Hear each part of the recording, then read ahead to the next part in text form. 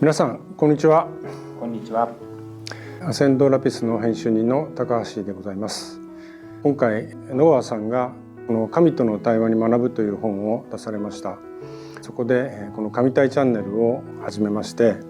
神との対話のエッセンスを皆さんにご紹介したいと思っています。神との対話の教えはとても実践的で役に立つ教えですので、ぜひ聞いていっていただければと思います。でまず野川さんのプロフィールをご紹介させていただきます。はい、野川です。1953年生まれ、愛媛県出身です。カリフォルニア州立大学ロサンゼルス校を卒業しています。神との対話の出会いは1998年の時、友達から一冊本を勧められて、このタイトルちょっと怪しいけど読んで感想を聞かせてくれて、そこで神との対話に出会いました。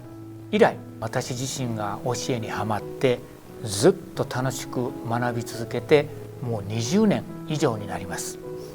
現在ヒューマニティチームジャパンの国内担当をしています。私自身は東京羽村で神との対話のスタディグループを毎月1回開催して今年で11年目になります。先ほど国内代表と言いましたけれども、この場では神対を学んでいる一人、野川仁の意見としてお聞きいただければと思います。よろしくお願いします。はい、ありがとうございます。これ私なんですけど、高橋圭介、これペンネームです。私数年前にもうリタイアしてまして、私スピリチュアル歴40年なんですけども、その若い時から好きだったこのスピリチュアルの本を作るというで、今これをやっております。2019年のワンネスデーの時にヒューマニティチームの集まりに参加して、その時に野川さんとお会いして、でそのご縁でこの本が今回できました。私はこの編集人をやりました。はい、さあそれで今日のテーマなんですが、ワンネスの話です。はい、これ神との対話の最重要コンセプトなんですけど、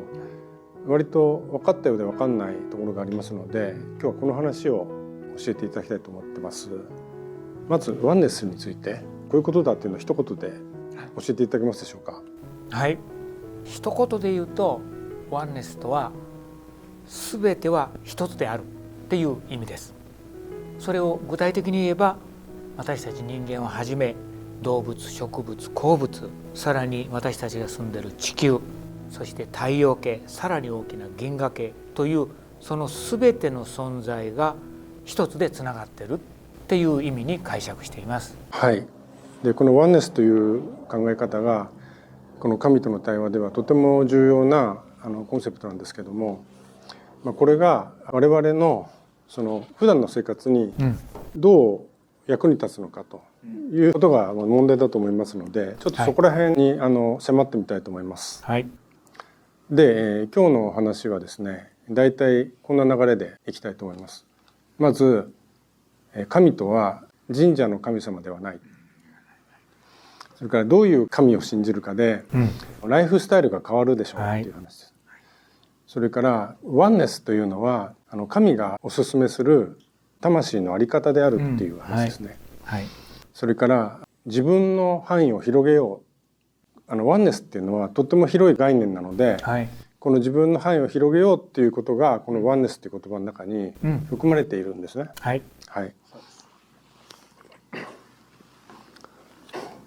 でまずこの神とは神社の神様ではないということですね。神社の神様っていうのは人間のお願い事を叶えてくれる、いわゆるその人格神なんですけど、神との対話で言ってる神っていうのは、一番大きな神、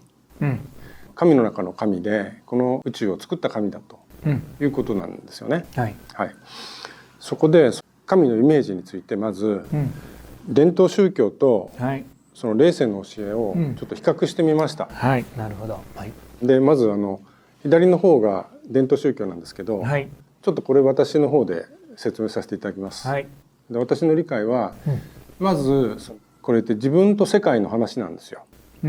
これはね、自分がどういう世界の中に生きてるかっていう物語を誰もが描いていて、その中の自分っていうのはまずこの3次元に生きてるこの時空にいる肉体を持った自分だっていうのがこの自分ですよね。で、じゃあ神というのは何かというと、神はこの宇宙を作った存在で、私たちがその神が作った世界の中にポンといるわけですけど、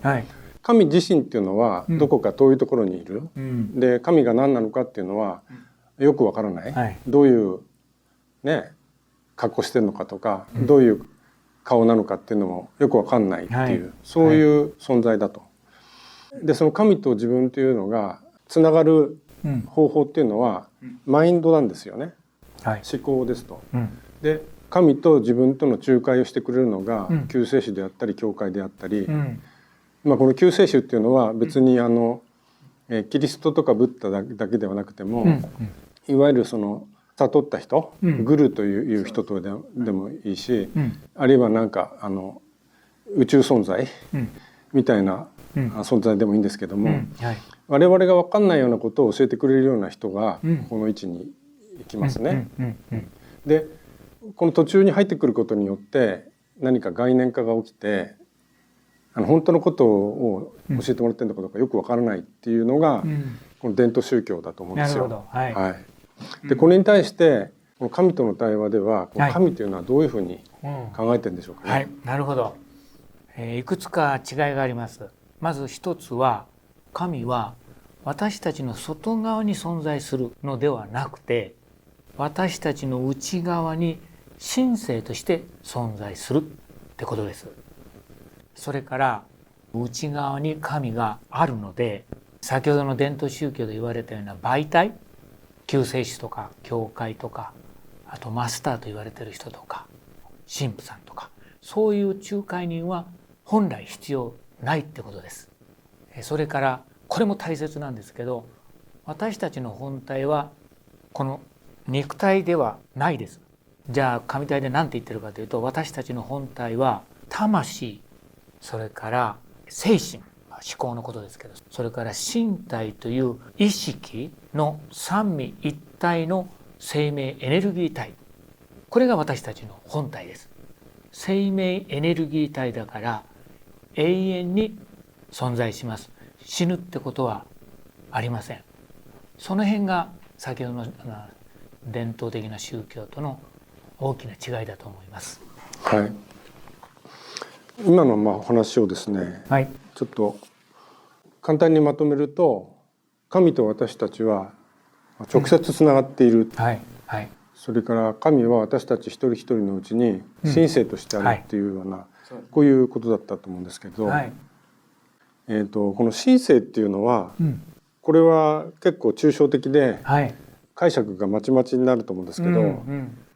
神性っていうのは一体どういうものなんですか。この神性っていうのは神の心情のこと。その心情っていうのは人間の言葉で言えば愛と慈悲という純粋な思考、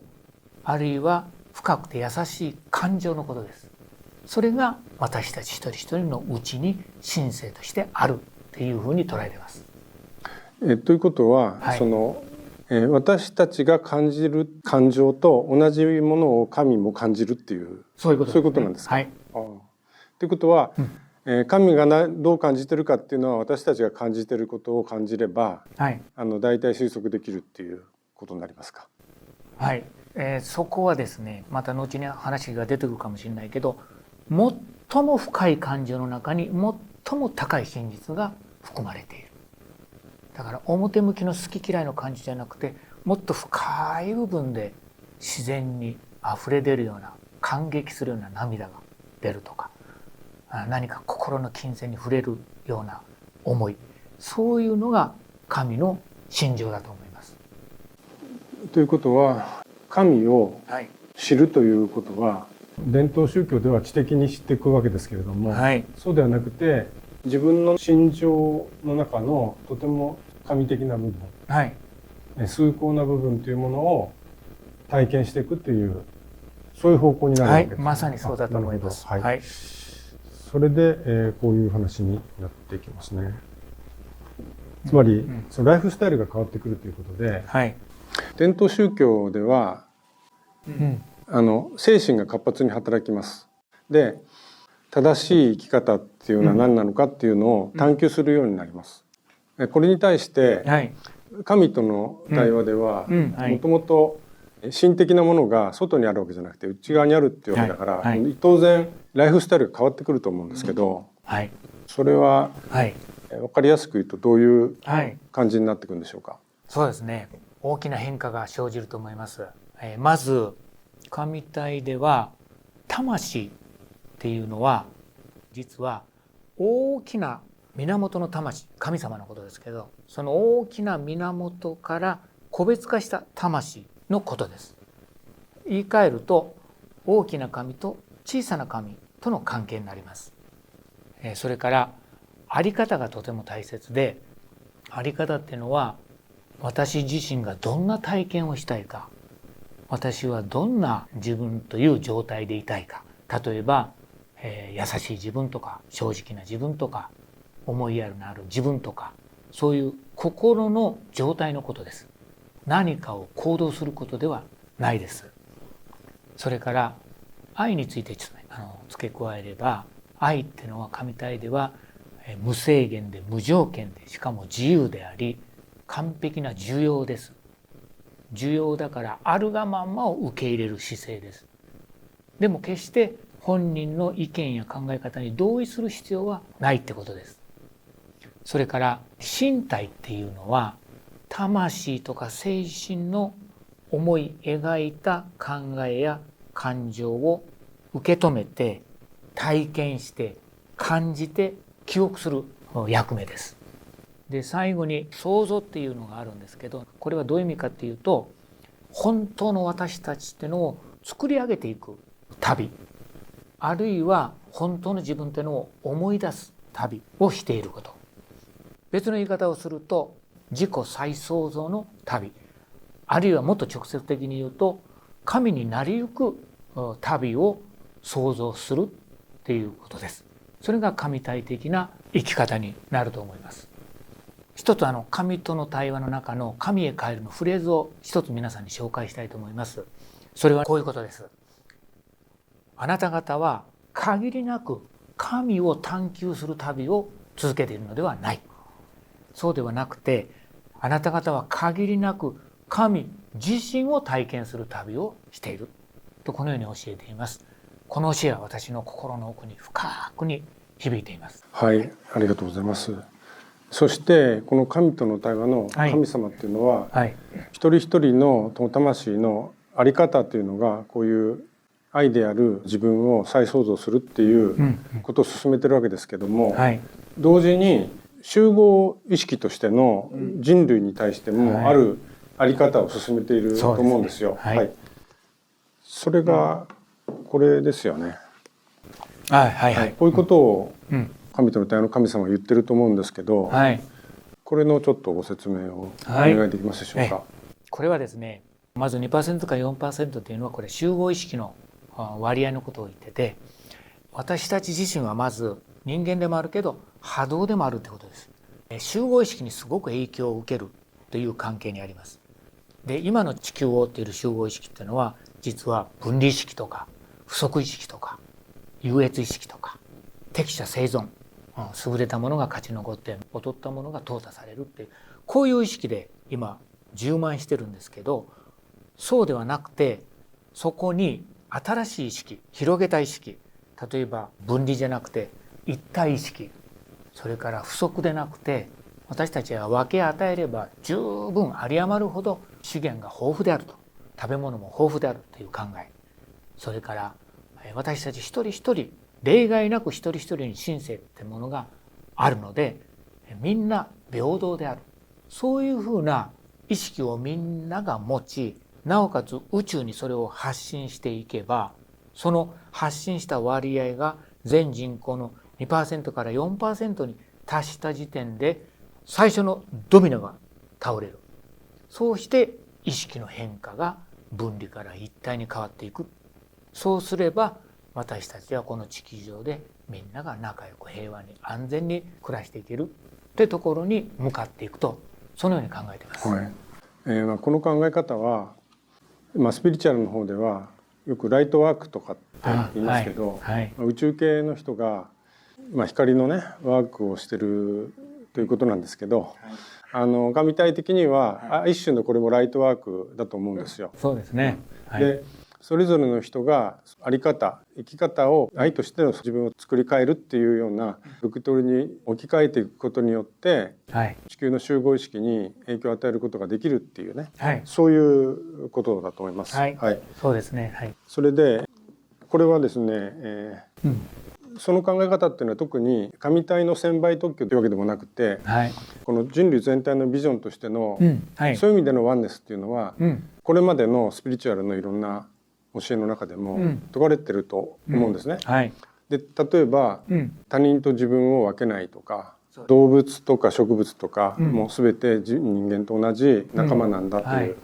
考え方とか、愛のエネルギーの波動に同調して生きるとか、そ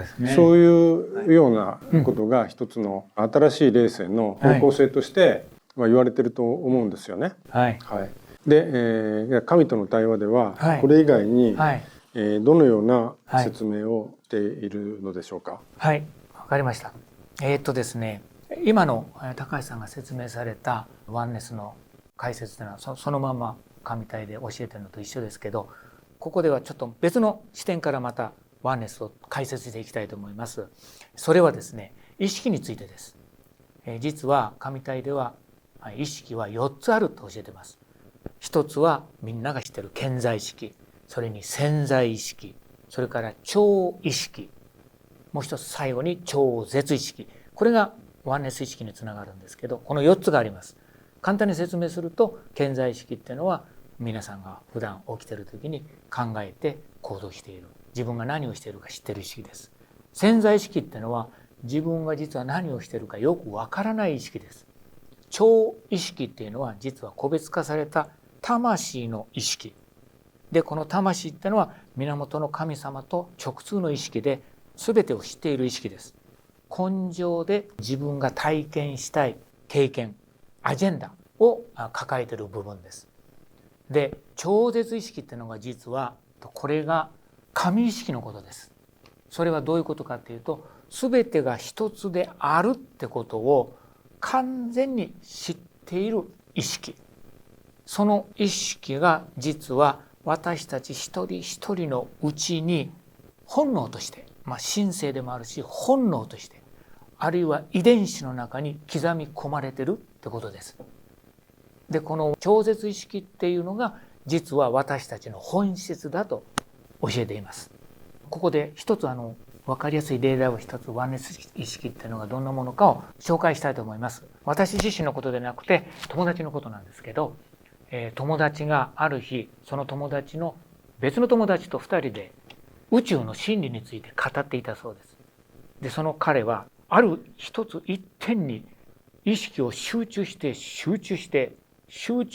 いた時に、突然彼の中で意識の変容が起きたそうです。そしてどうなったかというと、まず最初に内側から溢れるばかりの喜びのエネルギーがドーッと出たそうです。そしてその次に気がつくと、彼の友達、距離はあるのは分かるんだけど、目で見れば分かるけど、意識的には一体感、それから近くにある椅子とか、それから机とか窓とか、それも彼意識的には一体感になっている、そういう感覚に入ったそうです。このように実はワンネス意識っていうのは単なる絵空事ではなくて、誰もが実体験できるもっともっと身近な感覚だと私は理解しています。今の話を我々がですね普段使いできるように、もうちょっと分かりやすく標語みたいな形で表現していただくとどうなりますでしょうかね。そうですね。それがこれですね。ワンネス意識ってのを簡単に要約するとこういうことです。私たちはお互いに一体である。その私たちは源である神と一体である。さらに全ては一つである。これがワンネス意識の状態だと思います。はい。このワンネス意識と、それから先ほどの神性ですよね、自分の中にあるこの神性とワンネス意識っていうのはどういう関係なんでしょうか。つまりこの神性の奥にワンネスがあるっていうことですよね。この概念からいくと、先ほどちょっと説明したと思うんですけど、神性っていうのが神の心情であると、愛と慈悲であると。神のいろんな側面の中の意識の部分で説明すると、超絶意識っていうのが各自の内側に神性としてあるってことだから、神性の側面として超絶意識が私たち一人一人のうちにあるってことだと思います。普段の日常使いの神性っていうのは、愛とか慈悲とか優しさとか、そういうもので出てくるんだけど、これが非日常的な場所では、例えば火事が起きたとか、そういうところでは、その自然の神聖な発露として、火事の中に危険を顧みず飛び込んでいくとか、そういうのが起きてくるみたいな、そういう理解でいいんですかね。それがワンネス意識がなせる技だと思います。なるほど。ですから我々は普段の日常意識でこういうワンネスになる必要はないけれども、本来ポテンシャルとしてはこういうものが自分の中に神聖としてあるんだという理解を持ってればいいみたいな、そういうことですかね。まさにそうだと思います。わかりました。はい。今日の野川さんとの話を聞かれて、皆さんはどういう感想を持たれましたでしょうか。もし何か金銭に触れるところがあれば、それは皆さんのもともとね持っていた思想というか理解ですので、ぜひその考えを取り込んで日常生活に活用していただけると嬉しいかなと思います。この内容に共感された方はですね、ぜひチャンネル登録の方もよろしくお願いいたします。ご視聴ありがとうございました。それでは失礼します。失礼します。